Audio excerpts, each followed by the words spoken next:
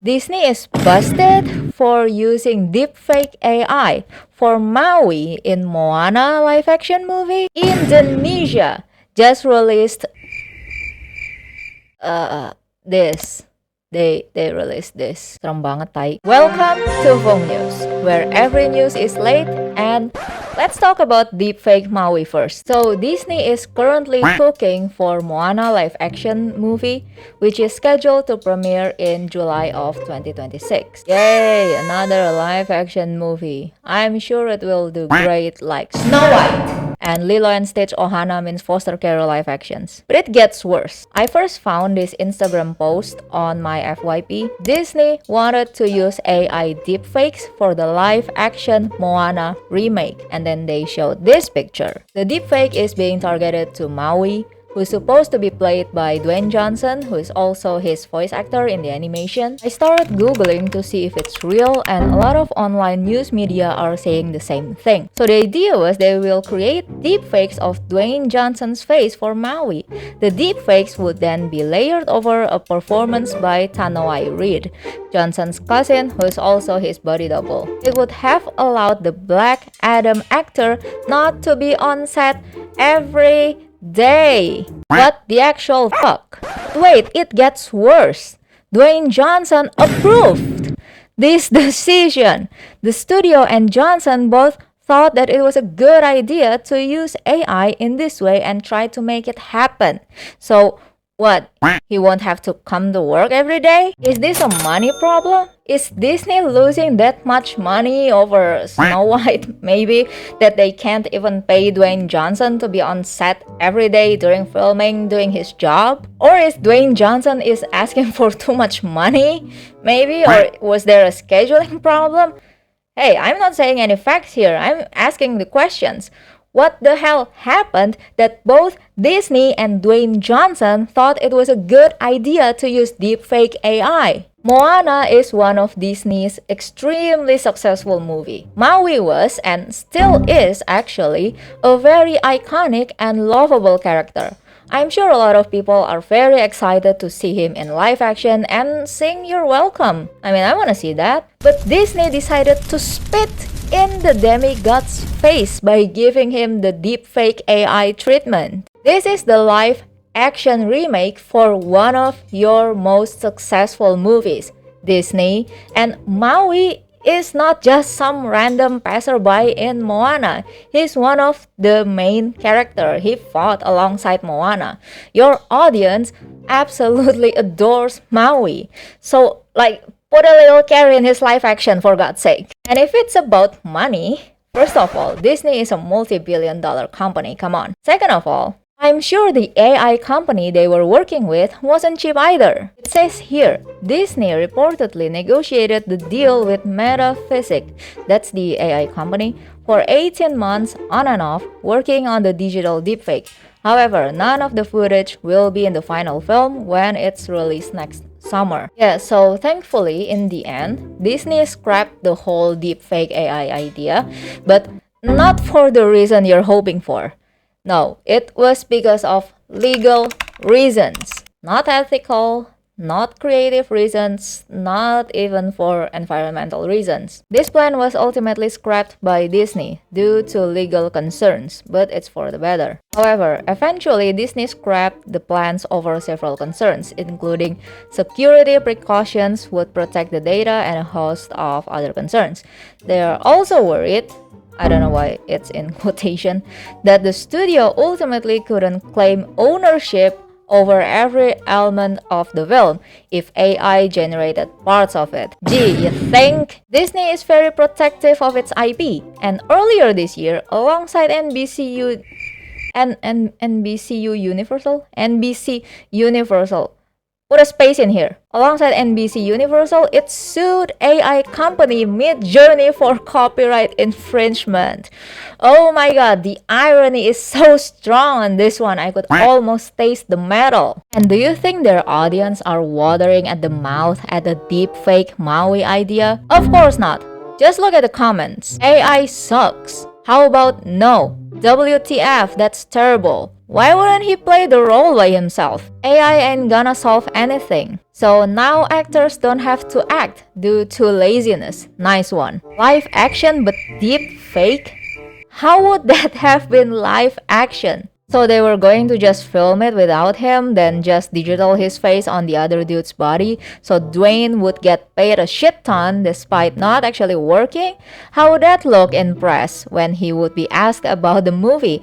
Let alone, how is that fair? Like, what? So thank freaking God, or thank freaking demigod, Disney decided to ditch the whole deepfake idea, but it's still very upsetting that they even considered it in the first place. They already negotiating with an AI company for 18 months, mind you, and they decided to forego this idea because of legal reasons. They scrapped the idea in the end, doesn't matter what the reason is. Okay, well, imagine if their legal team found a loophole where it's legally okay for Disney to claim full ownership of their movies even though they use generative AI. Maybe not now, but what if in the future they found this loophole? I'm pretty sure Disney would swoop in like an eagle hunting for big fat salmon to use generative AI. Maybe. Just a theory though. But as of now, Dwayne Johnson will fully play Maui in the upcoming Moana live action. No deepfakes, no bullshit. As it should be. Now I want to talk a bit more about the AI company Disney was negotiating with, Metaphysic AI, because I found something quite interesting in there. The articles I found don't provide the link to their website, but I think this is the right one, because they worked on several big movies like Alien Romulus and Furiosa, a Mad Max saga. But if this turned out to be the wrong metaphysics, please do let me know in the comments. Anyway, if you scroll down, there is this section called Ethics, ethically advancing the science and usage of generative AI. And if you click on the Discover More, there is our ethical framework where they explain their ethical approach in generative AI. And right away, I saw human-centered approach. Come on, it doesn't take Phoenix Wright to point out the glaring contradiction. There's also enhancing human experiences. We recognize the powerful role our technology plays. We aim to use AI to improve lives and benefit society. By slapping Dwayne Johnson's face on his body double? Yeah, sorry, I don't think I would be able to give a neutral take on Metaphysic AI because as an artist, my view on generative AI is already negative. A lot of human artists' work are being taken without consent to train AI, and this doesn't just happen to visual artists, but music artists too. But I wanna know what you guys think about this whole ethical AI framework, especially if you have experience in filmmaking or currently studying one, because Metaphysic AI worked on some big films like Furiosa, where the AI is used to make VFX. So I want to know if generative AI impacted the film industry the same way it impacted visual and music artists. Well, I mean, deep faking an alive and healthy actor is already a huge L, but other than that, is there really an ethical way to use AI in movies like Metaphysic is claiming to do? Maybe to create VFX or CGI or something like that.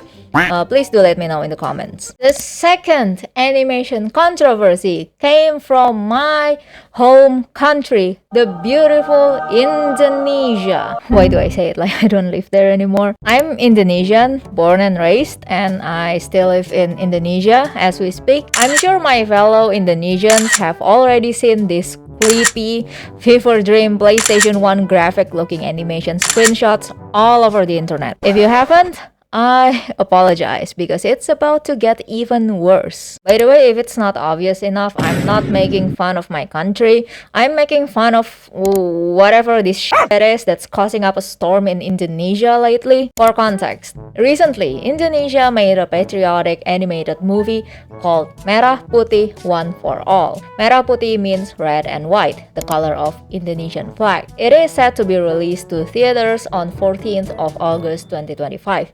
3 days before Indonesia's Independence Day. It's already been released by the time this video is up, by the way. And this is the poster. Yes, Disney should take notes. This is how you design a movie poster. With all the characters running and looking at the same direction. Except for this jacked up kid who's probably inhaling creatine in his spare time. Remember the homeless looking anomaly I showed in the beginning of this video? It's not a stupid Indonesian Gen Z meme. It's from their official trailer. I'm gonna play a snippet of it, not the full one of course because I don't hate you guys. And you can judge for yourself if the quality is up to standard for movie theaters where people have to pay money. And as you can imagine, it received a well-deserved shit ton of backlash. Oh sorry, was I too harsh?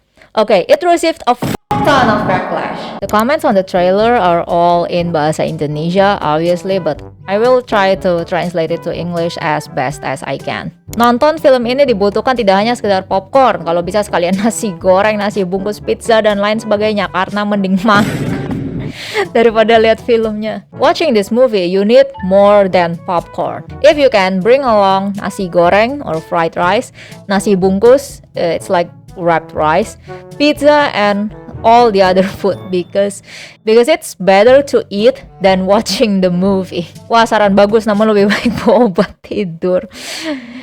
Wow, great suggestion, but it's better to bring along sleeping pills. Kalau tujuan filmnya buat rakyat Indonesia bersatu sih gua rasa udah berhasil. Rakyat sudah bersatu buat ngehujat film ini. If the point of the movie is to unite Indonesian people, I think it works. Indonesian people have already united to condemn this movie. Absen yang meninggoy abis nonton trailernya.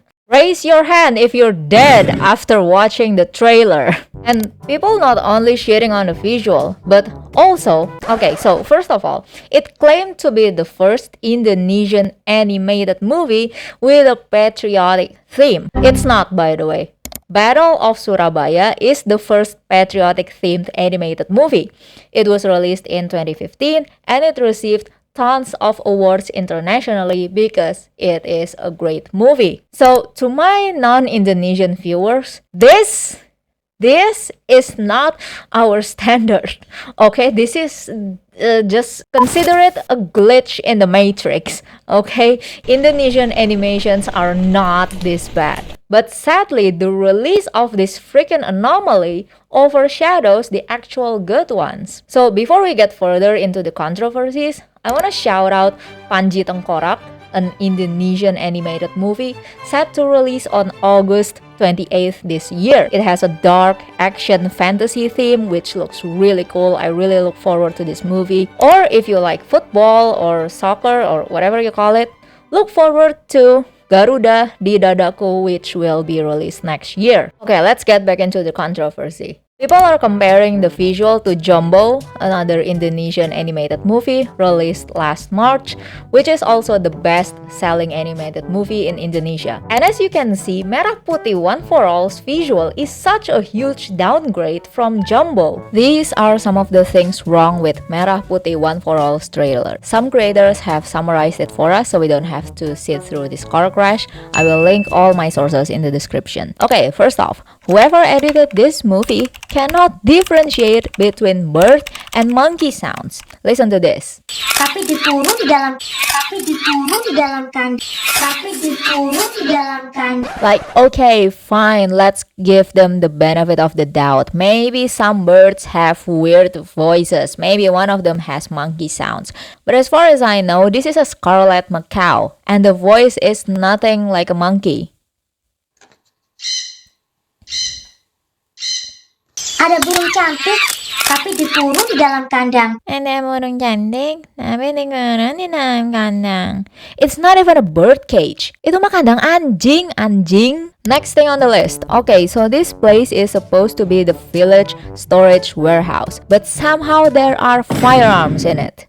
Unguarded, no locks whatsoever. Like, it's just free for grabs. For your information, it's very uncommon to own firearms in Indonesia, let alone in a village. okay, and especially not military-grade firearms. Is this village run by drug cartels or something? Next, the story. Maybe you're thinking, well, maybe the story is good. No, stupid, it's not. The story is about a missing country flag. And I don't know how it is in other countries, but in Indonesia, you can actually just buy the Indonesian flag literally everywhere, even on the streets. It's not even expensive. I have a couple sitting in my house because we usually decorate for Independence Day. Okay, let's say it's a super sacred ultra rare flag made from the finest silk. Why looking for it in a forest? And why do the adult characters, who are probably high out of their minds, send the children to look for it in a dangerous forest? One child slipped and fell, one almost drowned,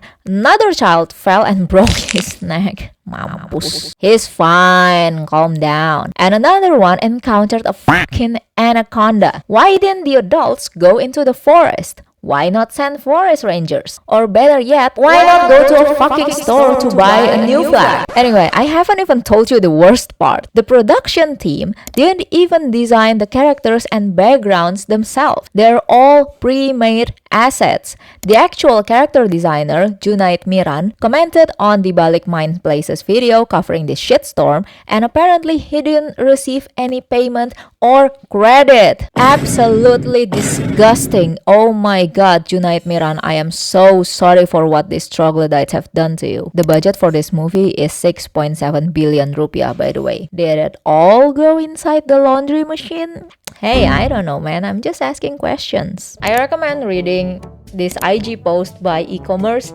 They summarize everything in English so you can get a better understanding of the animation controversy. I will link everything in the description. So apparently, the movie was produced in just 2 months. 2 freaking months. Oh my, just look at the masterpiece they're able to make in such a short amount of time. Anyway, the producer of this movie, Toto Sugriwo, yes, there's actually a living being producing this movie, gave a salty feedback to all the backlash. Just smile about it. The commentators are smarter than the players or creators. Many people benefit from it too, right? Your posts are getting viral, aren't they? Yes, sir, being viral. That's the important thing, isn't it, Mr. Sugriwo? Who gives a shit about our country's image being impacted by the release of this Independence Day movie? Imagine an Indonesian animator trying to find work overseas and the interviewer asks them like, are you connected to this movie? Because if you are, we can't hire you. Again, okay, and I cannot stress this enough. This is not Indonesian animation standard. Okay, this is not our baseline. So you cannot even animate. Why are you giving them so much shit? Make your own animation. No, I won't. Because I'm not an animator. They are. Aren't they? I'm not even sure at this point. And by the way, just because I'm not an animator doesn't mean my brain can't differentiate good from bad. Like, what? People cannot criticize a movie because they're not a movie producer? That's bullshit. That's stupid. You're stupid. Anyway, let me know your thoughts. Both on Disney deepfake Moana Plan and Merah Putih One for All. I'm looking forward to more great Indonesian animated movies, Panji Tengkorak and Garuda di Dadaku being the closest ones to release. Not looking forward for this one though. Okay, obviously. That's about it. Bye!